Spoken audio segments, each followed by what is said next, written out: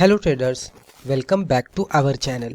दोस्तों, आज की वीडियो में हम मंथली कैंडलस्टिक चार्ट का इस्तेमाल करके हम किस तरह से ऐसे स्टॉक सिलेक्ट कर सकते हैं कि जो आगे जाकर मल्टी बैगर रिटर्न दे। दोस्तों, जब भी हमें मार्केट से वेल्थ कमाना होता है और हम एज अ मार्केट को लॉन्ग टर्म के हिसाब से देखते हैं तो लॉन्ग टर्म में सही स्टॉक चुनना बहुत ही इंपॉर्टेंट होता है। कभी कभी ऐसा भी होता है कि हमने स्टॉक तो सिलेक्ट किया लेकिन उसको हमने 2 साल 3 साल 5 साल तक होल्ड किया लेकिन स्टॉक परफॉर्म ही नहीं किया। तो इस तरह के स्टॉक में इन्वेस्ट करके कुछ फ़ायदा नहीं होता क्योंकि वो इन्वेस्टमेंट डेड इन्वेस्टमेंट बन जाती है।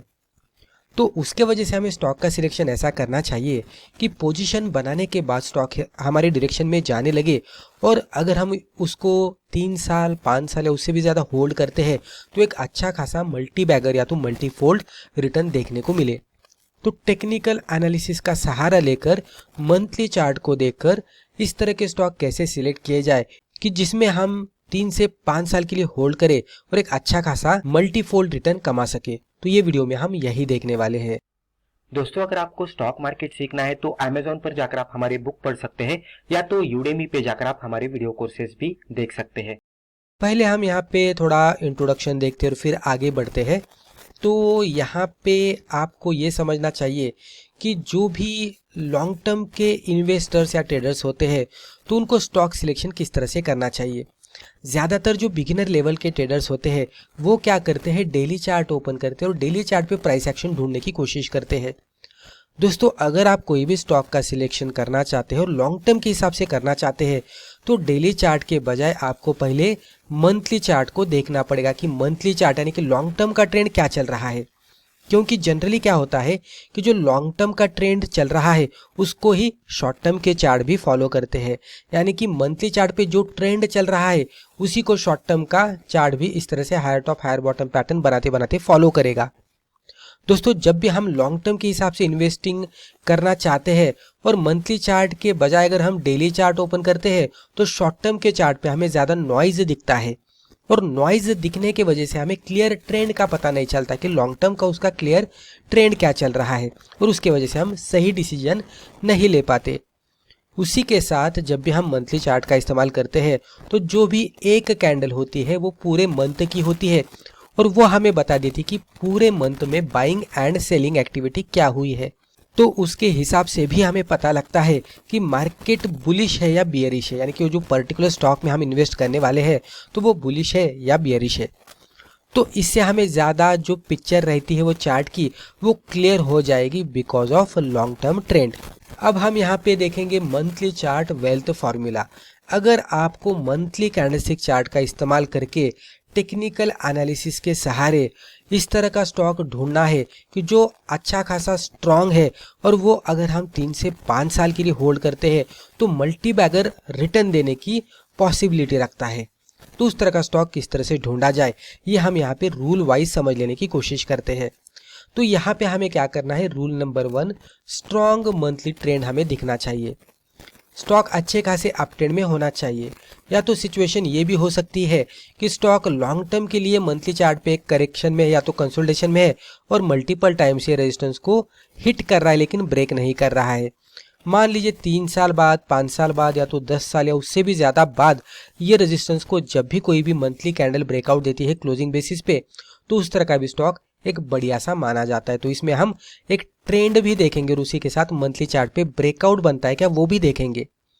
जब भी चार्ट पे ब्रेकआउट बन रहा है तो वो ब्रेकआउट वॉल्यूम के साथ बन रहा है क्या, वॉल्यूम से हमें कंफर्मेशन आ जाएगा कि लोगों का इंटरेस्ट इसमें है, तो ये एक हमें कॉन्फिडेंस देगा। उसके बाद rule number 4, monthly RSI above 70। दोस्तों, बहुत सारे बिगिनर लेवल के लोग RSI को खाली एक ही तरीके से देखते हैं, जैसे कि RSI अगर 70 के अबाव रहेगा तो ओवरबॉट है और ये नीचे जाएगा, और अगर RSI 30 के नीचे है तो ये ओवरसोल्ड है, अभी ये ऊपर जाएगा।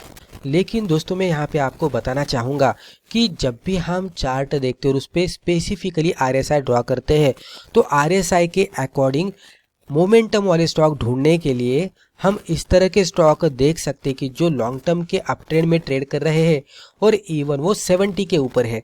जब भी 70 के ऊपर रहता है स्टॉक का मंथली चार्ट तो स्पेसिफिकली मंथली चार्ट के हिसाब से जब भी हम देखेंगे तो इसका मतलब यही होता है कि स्टॉक मोमेंटम में है और इसका मोमेंटम कुछ महीनों के लिए या तो सालों के लिए बरकरार रह सकता है। इवन आप मल्टीपल स्टॉक्स के चार्ट ओपन करके देख सकते हैं। इवन आप बैक टेस्टिंग भी कर सकते हैं कि जो स्टॉक ऑलरेडी अभी मल्टीबैगर हो चुके हैं तो उसके आप मंथली चार्ट ओपन कीजिए और वहाँ पे देखने की कोशिश कीजिएगा कि जहाँ पे हमारे ये क्राइटेरिया सेटिस्फाई हुए हैं, यानी कि एक अच्छा खासा अपट्रेंड बना है मंथली चार्ट पे, मान लीजिए कि मल्टी ईयर ब्रेकआउट बना है, वॉल्यूम दिखा है और उसी के साथ RSI भी अबाउ 70 चला गया है, तो आपको दिखेगा कि वो स्टॉक आगे जाकर इवन अबाउ 70 RSI होने के बावजूद भी वो स्टॉक हमें मल्टी बैगर रिटर्न दे रहा है। 70 से 71 जाएगा, 72 जाएगा, 74 जाएगा, 80 जाएगा, उससे भी ऊपर जाएगा, लेकिन प्राइसेस ऊपर ही जाते जाएंगे। ये ओवरबॉट नहीं होगा, प्राइसेस मल्टी बैगर रिटर्न देंगे और फिर भी मंथली चार्ट के हिसाब से आपको ये 80, 85, 88 तक दिखेगा, लेकिन फिर भी प्राइसेस नीचे नहीं आएंगे, क्योंकि जैसे ये 70 के ऊपर जाता है तो इसमें एक मोमेंटम बन चुका होता है। तो इसका मतलब ये नहीं है कि खाली RSI को देखकर ही पोजीशन बनाना, इसके साथ हमें ऑर्डर भी कंफर्मेशन लेना पड़ता है। इवन जब भी आप लॉन्ग टर्म के लिए पोजीशन बनाते हैं तो एडिशनली आपको फंडामेंटल्स और फाइनेंशियल्स भी देखने पड़ते हैं फर्दर कंफर्मेशन के लिए। अब इस तरह से हम कंसिडर करते हैं कि कोई स्टॉक हमें मिला है जिसमें मंथली चार्ट पे ब्रेकआउट मिला है, तो उसमें एंट्री किस तरह से करनी है। तो सिंपल है, जो भी ब्रेकआउट कैंडल है उसके हाई के ऊपर जाने के बाद हम एंट्री करेंगे। अभी ब्रेकआउट हम मंथली चार्ट पे देख रहे हैं, तो मंथली चार्ट क्लोज होने के बाद ही हमें ऐसे स्टॉक ढूंढने हैं कि जिसने मंथली चार्ट पे क्लोजिंग बेसिस पे ब्रेकआउट दिया है। और ये जो हाई ब्रेकआउट की कंडीशन हम देख रहे हैं तो वो मंथली चार्ट, यानी कि जब भी मंथली कैंडल ब्रेकआउट देते तो वही कैंडल के हाई के ऊपर जाने के बाद ही एंट्री करनी है। तो ये मंथली चार्ट पे ही देखना है। अभी स्टॉप लॉस मंथली चार्ट पे लगाएंगे तो स्टॉप लॉस का डिस्टेंस थोड़ा दूर हो जाएगा, तो उसके वजह से हम यहाँ पे क्या करेंगे, तो below daily swing low stop loss का थोड़ा दायरा बेहतर बनाने के लिए आप डेफिनेटली वो चार्ट को डेली चार्ट पे कन्वर्ट कर सकते हैं। वहाँ पे रिसेंट स्विंग लो आप आइडेंटिफाई कर सकते हैं। रिसेंट स्विंग लो किस तरह से आइडेंटिफाई करना है, तो मान लीजिए कि स्टॉक इस तरह से आया था और एक स्विंग लो बनाने के बाद इसमें एक अपसाइड में मूवमेंट आई थी। आपको पोजीशन ये लेवल पे बनानी है, ये लेवल पे, तो आपका यहाँ से रिसेंट स्विंग लो ये लेवल पे बनता है। तो इसके नीचे डेली चार्ट पे जैसे ये क्लोज आउट देता है, ये स्टॉप लॉस क्लोजिंग बेसिस पे लगाना है, क्योंकि लॉन्ग टर्म के हिसाब से हम देख रहे हैं। तो जैसे ही स्टॉक नीचे आकर इसके नीचे क्लोज आउट देता है तो वो हमारा स्टॉप लॉस रहेगा। अभी टारगेट के लिए आपको क्या करना है, आपको होल्ड करना है इसको 3 से 5 साल के लिए। अभी यहाँ पे आप इस तरह से भी कर सकते हैं कि जो भी आपका स्टॉप लॉस है वहाँ से 1:2 का टारगेट कैलकुलेट कीजिएगा, वहाँ पे आप हाफ क्वांटिटीज निकाल लीजिएगा। इससे क्या हो जाएगा कि आपने कुछ तो प्रॉफिट बुक किया है, तो एक सेटिस्फैक्शन रहेगा और रिमेनिंग क्वांटिटीज को आप आसानी से होल्ड कर पाएंगे ज़्यादा ड्यूरेशन के लिए। और ट्रेलिंग स्टॉप लॉस आप इनिशियल लेवल पे बाइंग प्राइस पे ही लगा सकते हैं, अगर नीचे भी आता है तो बाइंग प्राइस पे निकल जाएगा। तो हाफ क्वांटिटीज 1:2 पे, हाफ क्वांटिटीज बाइंग प्राइस पे, तो कुल मिलाकर आप प्रॉफिटेबल ही रहेंगे। अगर ये नीचे नहीं जाता ऊपर ही जा रहा है तो आप मंथली चार्ट पे इसको ट्रेल कीजिएगा। अगर डेली चार्ट पे ट्रेल करेंगे तो ट्रेलिंग हिट होने की संभावना होती है, तो उसकी वजह से थोड़ा सा दूर स्टॉप लॉस लगाकर मंथली चार्ट पे अगर आप इसको ट्रेल करने की कोशिश करेंगे तो डेफिनेटली आप इसको थोड़ा लॉन्ग टर्म के लिए राइड कर पाएंगे। और टारगेट 1:2, जैसे कि मैंने बताया कि 1:2 पे पार्शियल, रिमेनिंग को ट्रेलिंग स्टॉप लॉस के साथ हायर टारगेट के लिए होल्ड करना है। अब आप यहाँ पे देख सकते हैं एग्जाम्पल हमने आपके सामने ओपन किया है। यहाँ पे पहले आप देखने की कोशिश कीजिएगा कि हमने आपके सामने ये मंथली चार्ट ओपन किया है, तो हर एक कैंडल एक मंथ की है। तो चार्ट भी अगर आप देखेंगे तो आपको ज़्यादा कन्फ्यूजन नहीं दिखेगा, ज़्यादा नॉइज़ नहीं दिखेगा, एक क्लियर चार्ट आपके सामने है। नीचे वॉल्यूम लिया है, सबसे नीचे RSI लिया है। थोड़ा चार्ट को अच्छी तरह से समझ लेने की कोशिश करते हैं, तो उसके लिए पहले मैं आपको RSI बता देता हूँ। ये RSI की 70 की लेवल है, इसको थोड़ा डार्क करते हैं ब्लैक कलर से।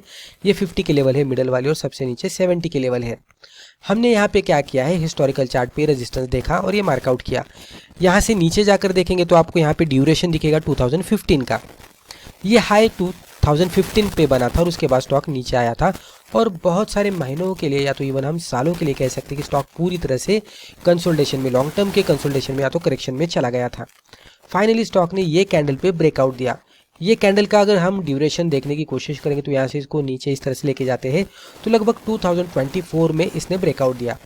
तो लगभग 2015 का हाई जो बनाया था वो आगे जाकर 2024 में ब्रेक हुआ, तो ये मल्टी ईयर ब्रेकआउट बना। जब भी ये ब्रेकआउट बना तो उसी टाइम पे हमने वॉल्यूम देखा, वॉल्यूम अच्छा खासा यहाँ पे एक्यूमुलेट होता हुआ दिख रहा था, आप देख सकते हैं। उसी के साथ यहाँ से ट्रेंड भी अच्छी तरह से ऊपर के साइड में जा रहा था। और ये कैंडल पे अगर हम RSI भी इवन ये लेवल पे देखते हैं तो ये 70 के लेवल है और ये 70 के बहुत ऊपर आपको RSI दिखेगा। ये मे बी 75-80 के आसपास हो सकता है।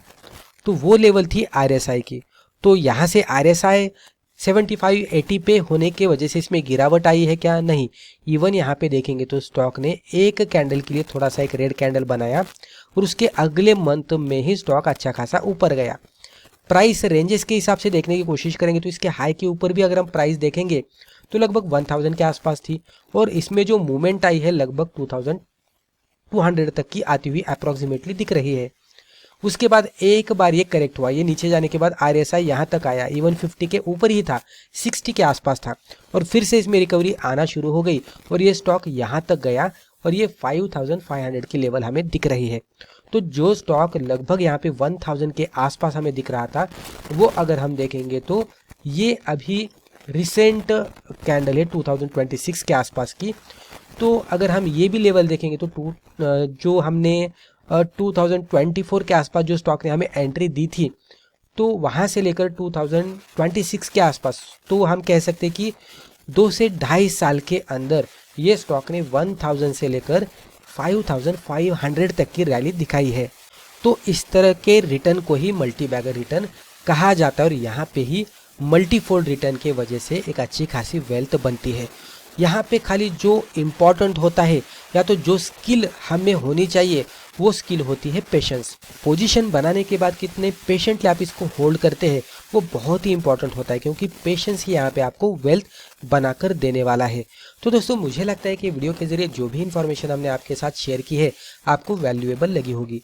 वीडियो अगर फायदेमंद लगा तो वीडियो को लाइक ज़रूर कीजिएगा और इसी तरह के बिगिनर फ्रेंडली वीडियोस आगे भी जाकर देखने के लिए हमारे चैनल को सब्सक्राइब करके बेल आइकन को भी क्लिक कीजिएगा। धन्यवाद।